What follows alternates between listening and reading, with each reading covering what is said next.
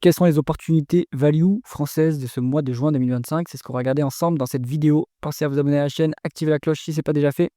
On commence tout de suite avec les paramètres du screener. On va prendre les cotations principales d'entreprises qui se négocient en France dans une sélection d'industrie. J'enlève tout ce qui est immobilier, tout ce qui est banque, assurance, automobile, pharma. Bon, ça nous laisse quand même pas mal de choses à explorer.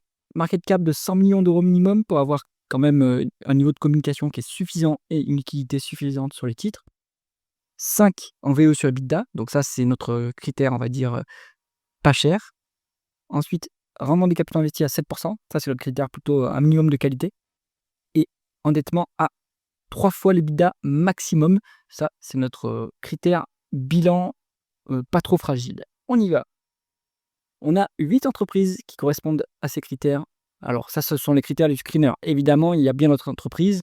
Parfois, il faut retraiter les chiffres, etc. Mais bon, c'est un premier, on va dire une première façon d'aller explorer les dossiers. Alors, on passe en revue les colonnes, comme d'habitude. Ici, vous avez le symbole de cotation boursière de l'entreprise, le nom de l'entreprise, l'industrie dans laquelle elle opère, la market cap en dollars. On l'a pas en euros dans cet écran. Chiffre d'affaires, croissance du chiffre d'affaires en rythme annualisé sur 5 ans. Les multiples de valorisation, VE sur EBITDA, ratio court-bénéfice, ratio court-free cash flow. Les multiples de valorisation par rapport aux actifs tangibles, le rendement des capitaux investis, le rendement des fonds propres, l'endettement en termes de dette nette sur EBITDA, le rendement du dividende, le rendement d'actionnaire pour voir s'il y a rachat d'actions ou potentielle dilution, free cash flow vs bénéfice net et le payout ratio qui est la proportion de bénéfices nets versés en dividende. Mais il faut se rappeler que le dividende est versé à partir de free cash flow, donc il faut qu'il y ait une adéquation entre free cash flow et bénéfice net. Premier dossier de cette liste, et un habitué de cette liste, c'est évidemment Total Energy. Pour moi, Total Energy, ça reste un dossier value, je pourrais dire no-brainer, mais bon, il y a bien sûr toujours des critiques, toujours des points de doute, etc. Mais Total Energy, ça coche beaucoup de cases, hein. C'est une market cap énorme, donc vous avez beaucoup de liquidités. Bien sûr, vous êtes corrélé au prix du pétrole, hein, ça c'est sûr. Mais bon, il n'y a pas beaucoup de croissance. Maintenant, ce qu'il faut regarder ici, c'est pas la croissance en termes de chiffre d'affaires, mais la croissance en volume. Et les volumes de Total Energy sont en croissance et les réserves aussi. Donc, finalement, pour l'instant, tout roule pour l'entreprise. Bien sûr, elle subit les variations des prix des hydrocarbures, mais elle ne peut rien faire là-dessus. Maintenant, c'est pas très grave. Les multiples de valorisation sont complètement value. On a 4,2 en VE sur EBITDA, 10 en ratio court-bénéfice et moins de 10 en ratio court-free cash flow. Comme c'est une entreprise qui est plutôt qui est très mature, on dégage du flux. Donc le multiple le plus intéressant entre court-bénéfice et court-free cash flow, c'est plutôt court-free cash flow, puisque en fait on dégage structurellement des free cash flow. Et donc là-dessus, on est value. Bon, vous n'avez pas de décote sur actifs tangibles, hein, mais on ne peut pas avoir le beurre et l'argent du beurre sur ce dossier. 7,7 en rendement des capitaux investis. Correct, hein, c'est intensif en capital quand même, le pétrole et le gaz, hein, donc c'est correct. 0,8 fois les l'EBITDA en net, complètement soutenable. Un dividende trimestriel en plus à 6,5% et des rachats d'actions avec un rendement d'actionnaire qui est à 13%. Excellent, excellent. Donc en fait, comme l'expliquait très bien Pouyanné pas en assemblée générale ou en réponse à un analyste, je ne sais plus, les rachats d'actions aussi massifs, ils permettent d'augmenter la croissance du dividende encore plus vite. Donc ça, c'est excellent pour un entier. Voilà, hein, donc free cash flow plus élevé que les bénéfices nets, payout ratio en réalité à 50%, Total Energy, pour moi, ça coche beaucoup de cases d'un point de vue value et dividende. Vous avez les deux, donc ça correspond aux deux profils. Ça peut être soit dans un portefeuille value si vous êtes un investisseur plutôt à la recherche de gains en capital, soit si vous voulez avoir votre dividende pépère, Total Energy, ça coche cette case-là. Allez, ensuite on est sur Manitou, donc là c'est le spécialiste des chariots élévateurs, donc plutôt industriel, plutôt cyclique comme entreprise, 966 milliards de dollars de market cap, de la croissance quand même, modérée, mais elle existe, 4,9% de croissance, je crois que c'est la croissance organique, à mon avis, donc 5,2 en VE sur EBITDA, qui n'est pas très cher payé, 7,7 en ratio court-bénéfice, et 5,5 en ratio court-free cash flow. Plutôt une entreprise mature à mon avis, donc il faut regarder les free cash flow plutôt. C'est vraiment pas cher, c'est bradé. Et vous avez pas de décote sur actifs tangibles, il y en avait une, il y a 1 à 2 trimestres auparavant, mais bon, en termes de multiples de flux, vous êtes quand même très décoté. 10% rendement des capitaux investis, c'est un business qui est intensif en capital, donc ça, je trouve ça très bon. 1,9 fois les l'EBITDA en dette nette, ils se sont désendettés, il y a quelques trimestres de cela, ils avaient quand même plus de dettes que ce qui est affiché ici, donc c'est très bien. 5,6 en rendement du dividende, 5,5 en rendement d'actionnaire, il y a potentiellement un peu de dilution, à moins qu'ils remettent des actions en circulation depuis l'autocontrôle, donc là, il faut le vérifier. Bon, payout ratio à 42%, free cash flow plus EBT bénéfice net, Manitou, c'est très bien. C'est value, en tout cas, c'est très value. Pour un rentier, ça peut le faire, mais c'est cyclique. Donc, faut le garder en tête, quoi. C'est plutôt, à mon avis, pour un profil value, ça coche beaucoup de cases pour un profil value. Donc ça fait bien. Compagnie du Mont Blanc. Donc, elle est habituée de cette liste et j'ai du mal un peu à l'évaluer parce que bon, c'est la société qui opère les stations de ski. On est sur donc une microcap, 172 milliards. D'ailleurs, je vais trier en. Bon, je vais rester là-dessus, mais j'ai pas trié par capitalisation boursière. Bref. Bon, microcap. 8% de croissance du chiffre d'affaires en rythme analysé sur 5 ans. Mais je pense que l'entreprise, quand même, a subi la phase 2020-2022. Et elle a dû se désendetter, elle a fait une augmentation de capital de mémoire. Donc, c'est un dossier qui a eu des problèmes. Vous avez de la croissance maintenant, mais ça, c'est plutôt du rattrapage post-déconfinement. 4,5 en VE sur EBITDA, c'est vraiment pas cher. 7,9 en price earning, mais free cash flow négatif. Donc, est-ce que ça, c'est ponctuel ou structurel? Il faut regarder, j'en sais rien. On est à 15 en rendement capital investi, ce qui est plutôt bon. 1,7 fois les l'EBITDA en net, donc ça reste gérable à ce niveau. La dette, 4,8 en rendement actionnaire, 3,7 alors 4,8 en rendement du dividende et 3,7 en rendement d'actionnaire. Donc il y a de la dilution potentiellement, ou en tout cas des actions qui sont remises en circulation. Il faut voir ce qu'il y en est. Moi, je suis plutôt à l'écart de ce dossier. C'est uniquement le business que j'aime pas vraiment, mais ça peut être intéressant pour des gens qui voilà, sont plutôt sur le tourisme, etc. C'est quand même un dossier value, je pense. Mersen, un bon petit dossier sur eux, ils font de la production de câbles électriques. Enfin, ouais, c'est ça, hein, production de câbles électriques. 558 millions de dollars de market cap. 5,5% de croissance du chiffre d'affaires en rythme annualisé sur 5 ans. Donc, c'est une croissance moyenne, mais qui a le mérite d'exister. Donc, ça, c'est pas mal. On est sur une VE sur EBITDA de 5,3. Donc, ça, c'est pas très cher. 9,3 en ratio coût-bénéfice. Il n'y a pas de free cash flow. Donc, free cash flow négatif. Le management a indiqué que c'était pour une dépense en capital ponctuellement élevé qui ne se reproduira pas sur les prochaines années. Donc, pourquoi pas, en fait. Ça peut être pas mal d'un point de vue value sur les multiples. Vraiment des capitaux investis à 7,5% pour une boîte qui est intensive en capital. Je trouve ça correct. 2,3 fois les l'EBITDA net. La dette est un peu élevée quand même, donc il faut voir quel est le plan de désendettement, mais je pense qu'elle est baissière, la dette, donc ça c'est bien. 4,5% de rendement du dividende, c'est intéressant ce niveau déjà. 5,7% de rendement d'actionnaire, donc en plus il y a des rachats d'actions. Je pense qu'ils les annulent en partie. Ils doivent racheter parce qu'ils savent que le cours est sous-évalué, ce qui semble être le cas. Pour free cash flow négatif, on a versé tout ça à crédit, c'est pas grave si c'est ponctuel. Mersen, bon petit dossier également sur la thématique électrification, je trouve que c'est bien, c'est pas mal à regarder. Alors freelance.com, ça c'est un dossier un peu plus difficile à évaluer parce qu'il faut retraiter les chiffres, et il ne faut pas prendre les chiffres qui sont affichés ici. C'est ce que j'ai lu sur X, donc il faut aller, bon, voilà, il faut creuser un peu, il y a des gens qui connaissent mieux le dossier que moi. Je vous le présente en tout cas. 35% de croissance du chiffre d'affaires en rythme annualisé sur 5 ans, donc forte croissance. 5,3 fois la valeur d'entreprise sur EBITDA. Donc ça, c'est pas cher à point de vue multiple. 8,2 en PE, 7,9 en price to free cash flow. Donc ça, c'est vraiment pas cher.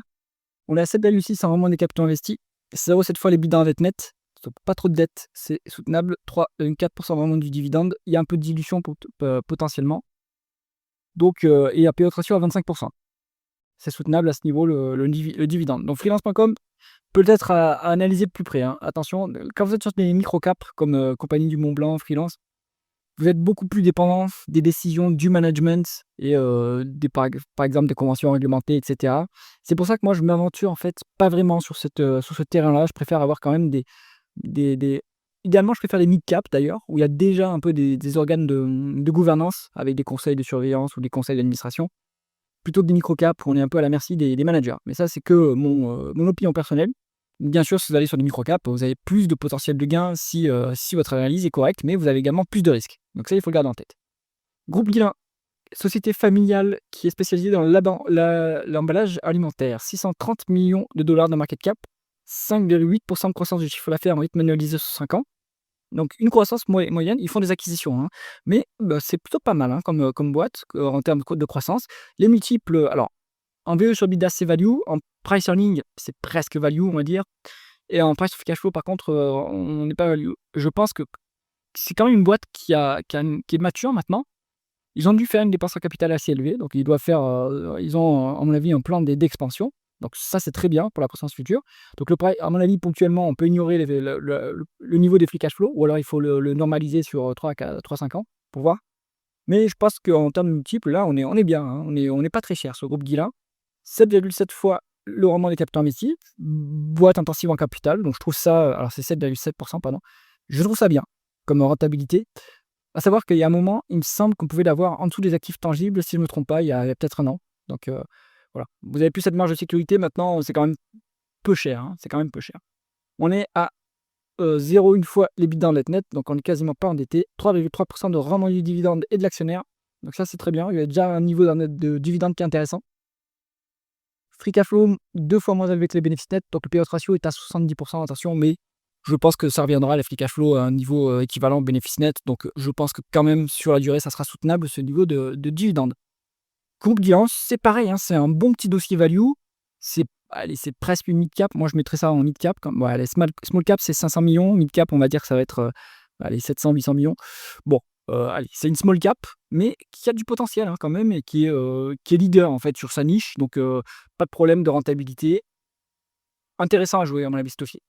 Viridienne, alors ça c'est l'ancien CGG. CGG a eu beaucoup de problèmes, des plans de restructuration, hein, parce que c'est des sociétés, une parapétrolière. Ils aident des compagnies pétrolières à explorer, ils ont des logiciels pour les aider à explorer, détecter les champs, etc.